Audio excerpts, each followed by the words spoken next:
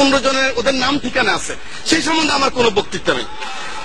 1 লক্ষ কিংবা একটা, কিংবা আপনি দেখেন এই যে যুগান্তর সহ অনেক পত্রিকা 12/5/2013 তারিখে লিখেছেন 1,50,000 গোলা বারুদ ব্যবহার করেছে।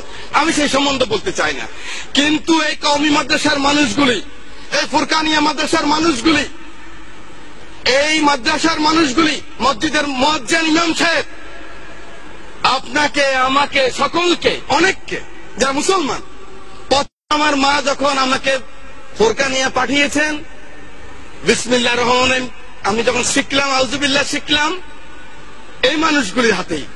এই মানুষগুলি আমাকে শিখেছেন মৃত্যুর পরে মান রব্বুকা মান হাযা, মান রব্বুকা মান দীনুকা মান হাযাল্লাযী ফিহি।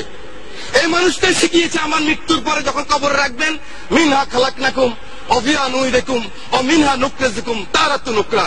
আল্লাহ মাটি থেকে তিনি এসেছেন, এই মাটিতে আবার তাকে রেখে গেলাম।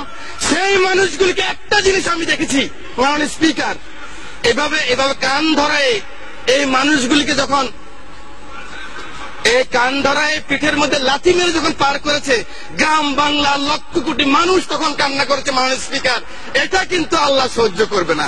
আপনি নাস্তিক হন, আমার কোনো আপত্তি নাই। আপনি ইসলাম ধর্ম না মানেন, আপনার আমার কোনো আপত্তি নাই। আপত্তি আমার এক জায়গায়, আমার নিজের আশরাফুদ্দিন নিজামের আপত্তি এক জায়গায়।